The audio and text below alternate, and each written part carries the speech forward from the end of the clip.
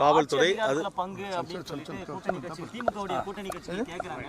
இருந்தாலும் தொடர்ச்சியா இப்போ அமைச்சர்கள் சொல்லியிருந்தாலும் பரவாயில்ல, முதல்வரே சொல்றாரு நாங்க கொடுக்க மாட்டோம், தமிழகத்துல சாத்தியம் இல்லை அப்படிங்கிறாங்க.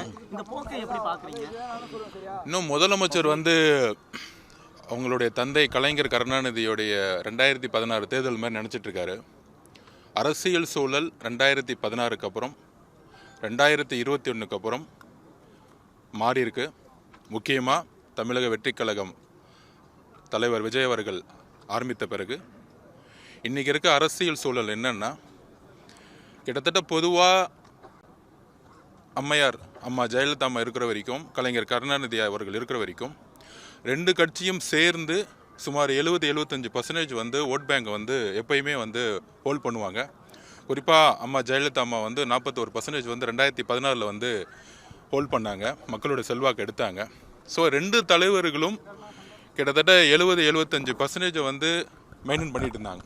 ஆனால் ரெண்டு பேர்த்தோடைய மிகப்பெரிய இழப்புக்கு அப்புறம் மிகப்பெரிய ஆளுமைகளும் தலைமைகளும், குறிப்பாக திமுகலும் சரி அதிமுகலும் இல்லாத நேரத்தில் தமிழக வெற்றி கழகத்தோடைய இன்னைக்கு மக்களுடைய செல்வாக்கு இன்னைக்கு உறுதியாக சொல்கிறோம்.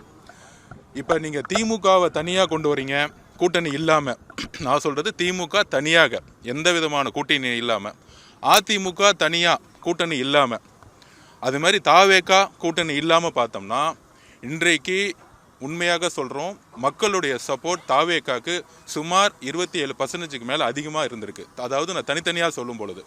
ஸோ இந்த கால்குலேஷன்லாம் தேசிய கட்சிகளுக்கு எல்லாருக்கும் தெரியும், காங்கிரஸுக்கும் தெரியும், பிஜேபிக்கு தெரியும், எல்லாருக்கும் தெரியும்.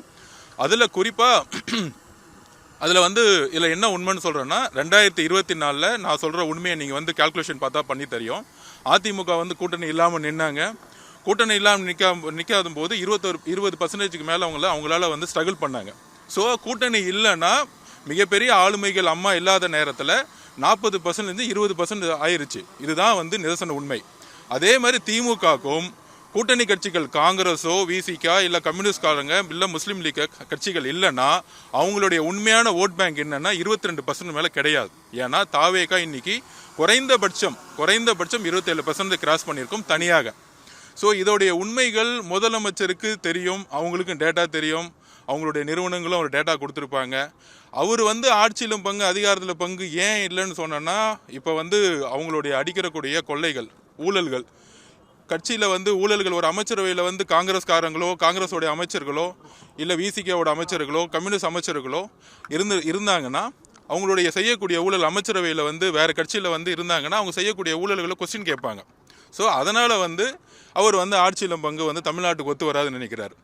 2004 கலைஞர் அவர்கள் வெறும் 15 எம்பியை வச்சுக்கிட்டு 8 மினிஸ்டர் தேசிய கட்சிகளை பேரம் பேசி வாங்கும் பொழுது இன்னைக்கு மொத்தமே திமுக 22% வச்சுக்கிட்டு எங்களுக்கு 40% 45% இந்த கூட்டணினால உருவாக்கி அங்கே இருக்கக்கூடிய காங்கிரஸுக்கோ இல்லை அங்கே இருக்கக்கூடிய விசிகேக்கோ இல்லை அங்கே இருக்க கம்யூனிஸ்ட் கட்சிகளுக்கோ ஒரு அமைச்சரவையில் பங்கெடுத்து கொடுக்க முடியாதது ஒரு ஈக்குவாலிட்டி கிடையாது, சமூக நீதி கிடையாது. இதுதான் நாங்கள் பண்ணையாத்தனம்னு சொல்கிறோம்.